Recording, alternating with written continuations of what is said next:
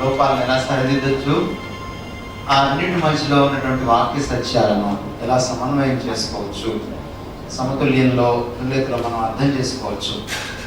Basically మనం చూసినప్పుడు దేవుని సర్వాధికారానికి పెద్దపీట కాల్వినిజం వేస్తే, మనిషి స్వేచ్ఛకు పెద్దపీట ఆర్మీనిజం వేసిందని మనకు అర్థమవుతుంది. మళ్ళీ నేను గుర్తు చేస్తున్నాను, కాల్విన్ ఒరిజినల్గా చెప్పిన దాంట్లో కాల్విన్ సర్వాధికారం, దేవుని సర్వాధికారాన్ని, సార్వభౌమాధికారాన్ని గురించి మాట్లాడేటప్పుడు ఆయన హ్యూమన్ ఫ్రీడమ్ని డినై చేయలేదు ఒరిజినల్గా, మనం కానీ కాల్విన్ చదివితే.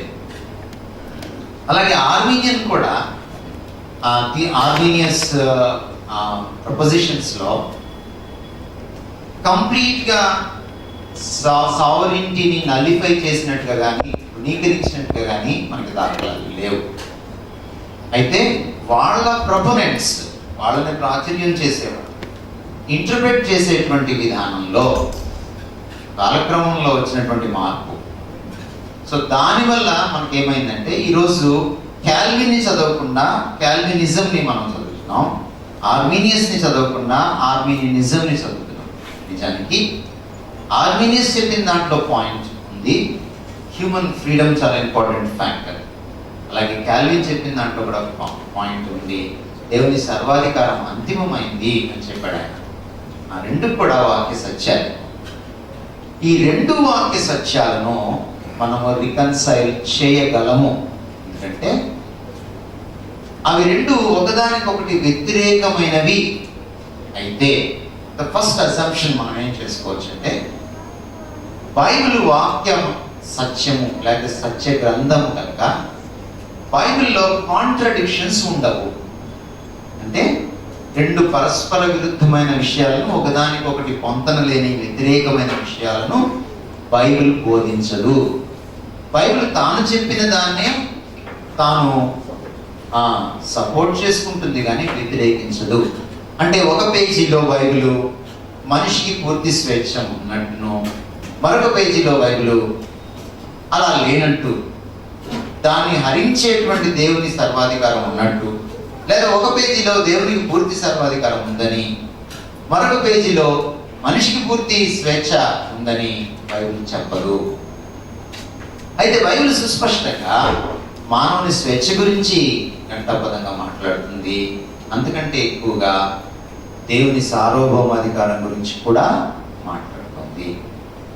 కనుక ఈ రెండు పరస్పర విరుద్ధంగా తోస్తున్నటువంటి, కనిపిస్తున్నటువంటి సత్యాలను మనం ఎలా రికన్సైల్ చేయగలం, సమతుల్యతలో వాటిని ఎలా అర్థం చేసుకోగలం అన్న ఆ సత్యం లేదా ఆ రహస్యం మనకు అర్థమైతే అప్పుడు కాల్వినిజం, ఆర్మీనియనిజం వల్ల ఏర్పడినటువంటి ఈ సందిగ్ధాన్ని లేకపోతే ఈ సంక్లిష్టతను మనం తొలగించడానికి వీలవుతుంది అని మనం అర్థం చేసుకోవాలి. సో 3 టర్మ్స్ నేను ఇంకా అనాలిసిస్ చేయకముందు 3 టర్మ్స్ని మీకు ఇంట్రడ్యూస్ చేస్తున్నాను. ఒకటి డాక్ట్రిన్, మనం చదివేటప్పుడు అంటే వాక్య సత్యాలను, సిద్ధాంతాలను మనం థియాలజీలో చదివేటప్పుడు వీటిని మనం మనసులో పెట్టుకోవాలి. ఈ మూడింటికి యొక్క పాత్ర, వాటి యొక్క అర్థాలు మనకు తెలిసి ఉండాలి. మిస్టరీ అని అన్నప్పుడు అది మిస్టిసిజంకి సంబంధించింది కాదని మనం అర్థం చేసుకోవాలి. మిస్టిసిజం అంటే ఏంటి? కేవలము ఒక మార్మిక అనుభవం ద్వారా మాత్రమే నాకు జ్ఞానం అవుతుంది, సత్యం తెలుసుకోగలుగుతాను అని నమ్మేది మిస్టిసిజం. అందుకని ఈ ఋషులు, సాధువులు, ఈ యోగా చెప్పేవాళ్ళు చాలా మంది, నువ్వు ఇలాగాని సాధన చేస్తే నువ్వు కనెక్ట్ అవుతావు, అలా కనెక్ట్ అయినప్పుడు నువ్వు ఒక మిస్టీరియస్ వేలో, ఒక మార్మికమైన రీతిలో, నీకు అర్థం కాని రీతిలో అనుభూతి చెందుతావు, అది ఎక్స్ప్లెయిన్ చేయలేము. కాబట్టి అలా నువ్వు కనెక్ట్ అయినప్పుడు నీకు ఒక మిస్టీరియస్ వేలో కొన్ని అనుభూతులు కలిగినప్పుడు నీకు సత్యం బోధపడుతుంది, లేదా నీకు జ్ఞానం వస్తుంది.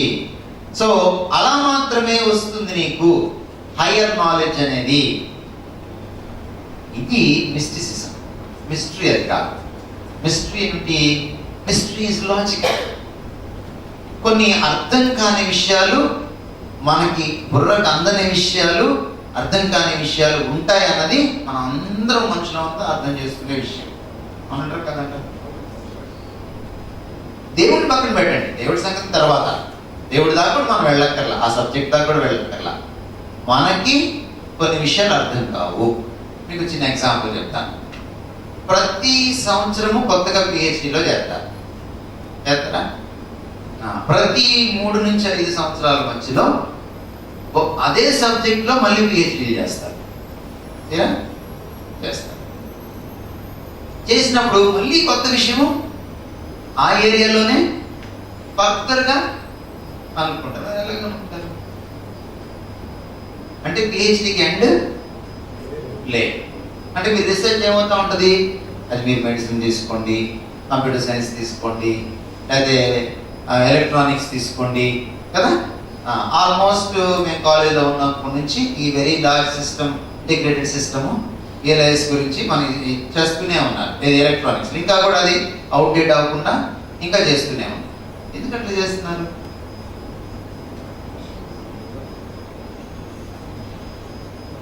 దాన్ని మిస్టరీ అన్నారు. అంటే పిహెచ్డీలో ఎక్కడ దాకా వెళ్తాడు, ఈయన పిహెచ్డీ అవార్డు పొందకముందు నాకు ఇంతవరకు అర్థమైందని అక్కడికి ఆగిపోద్ది అనమాట. ఆ ఆగిపోయిన చోట ఏమైనా కొత్తవి ఉంటే ఆయన పిహెచ్డీ ఇస్తారు. కొత్తవి లేకపోతే మళ్ళీ ఇంకో టాపిక్ ఎంచుకో అంటారు. మళ్ళీ ఇంకో టాపిక్ పట్టుకొని పోతాడు ఒక దగ్గర ఆగిపోతాడు. అంటే every time you dig it still something is to be known మిగిలిపోయి ఉంటుంది. దాన్ని ఏమన్నాము? హిస్టరీ. ఒక ఎగ్జాంపుల్ ఇస్తాను మీకు సైన్స్లో. ఈరోజు లైట్ అనేటువంటి ఒక ఎలిమెంట్ మనకి వేవ్ గాను పార్టికల్ గాను ఒకే సమయంలో ప్రవర్తిస్తుంది అని అనుకున్నాం. Now light is a mystery అయిపోయింది. ఎట్లాగా వేవ్ గా పార్టికల్ గా ఒకే సమయంలో ఎలా ఉండగలదు? సో స్టడీ చేయాలంటే ఎయిదర్ వేవ్ గానే స్టడీ చేయగలను, ఆర్ పార్టికల్ గానే స్టడీ చేయగలను. ఒకే సమయంలో రెండింటిని స్టడీ చేయలేను. And light remains a mystery.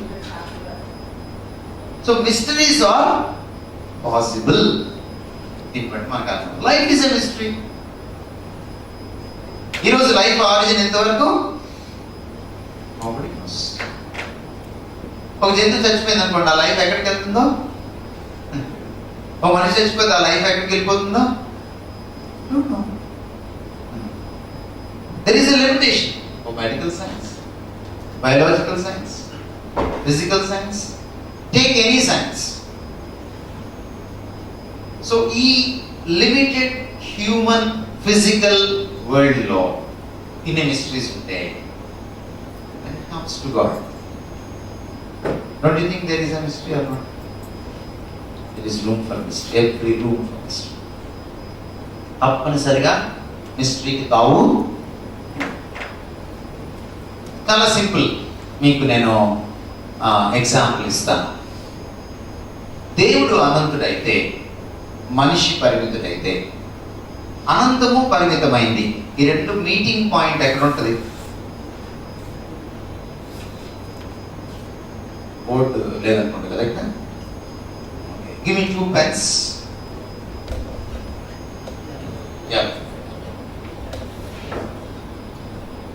Just think. ఇది ఫైనైట్ అనుకున్నాం అంటే దీనికి ఒక ఎండింగ్ పాయింట్ ఉంది, ఒక బిగినింగ్ పాయింట్. ఓకే, ఇది వచ్చి దీన్ని మీట్ అవ్వదు. ఇది కూడా ఫైనైట్. మీటింగ్ పాయింట్ మీరు కనుక్కోగలరా? ఈజీగా కనుక్కోగలరా. ఎందుకంటే దీని ఎడ్జ్ ఎక్కడ టచ్ అవుతుందో ఇట్స్ మీటింగ్ పాయింట్. ఓకే, అట్లా కాకుండా దీనికి ఎడ్జ్ లేదనుకుందాం, ఇట్ ఈస్ ఇన్ఫైనైట్. ఓకే, ఇది వచ్చి దీన్ని ఎక్కడో మీట్ అవుతుంది. Can you find the meeting point? You can't find. Do you agree? So,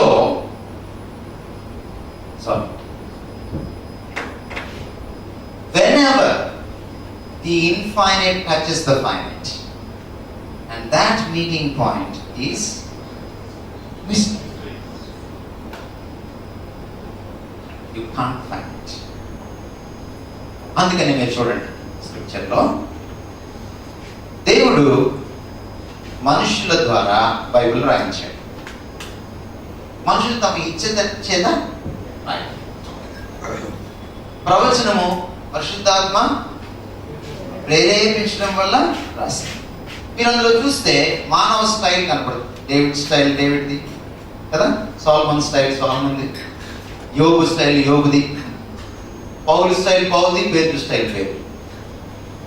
కానీ వాళ్ళు తమ స్టైల్ విషయంలో సొంతగా రాసిన అందులో రాసిన కంటెంట్ మాత్రం కొంతమంది పామరులు కూడా వాళ్ళకి సరిగా చదువు రా, but they could right well. Don't you think this is a mystery? Human beings రాసిన ఏ పుస్తకంలో దోషం ఉందో వినంటారు తప్పకుండా. అందుకని మన సామెత ఏంటి? To err is human. తప్పు చేయటం మానవ సహజం. మరి మానవులు రాసిన ఈ పుస్తకంలో తప్పు దొరకకుండా ఎలా రాయించాడు? So this combination of infinite God and the finite human beings are authors. ఈ ఇద్దరు ఆథర్స్ ఒక దగ్గర చేరారు కదా, it's a mystery. I give another example. Incarnation, ఇది ఇన్స్పిరేషన్ కదా. ఇన్కార్నేషన్ అని అదర్ ఎగ్జాంపుల్ ఇస్తాను. అనంతైన దేవుడు పరిమితమైన మానవుడి రూపాన్ని ధరించాడు.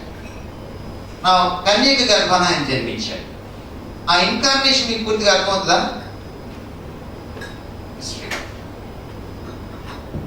Whenever there is an infinite coming to touch the finite, that touching point is mystery.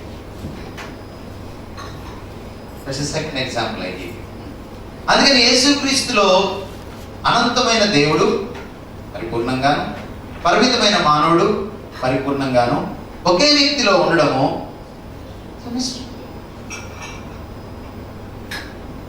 Same way. సర్వాధికారం, దేవుని సర్వాధికారము, మానవుని స్వేచ్ఛ ఒక దగ్గరికి వచ్చినప్పుడు ఏముంటుంది? మిస్టరీ ఉంటుంది. మిస్టరీ అంటే ఏంటండి? తెలియనిది, తెలియనితనము. అర్థమవుతుందా మీకు? అంటే పూర్తిగా తెలుసుకోలేనిది.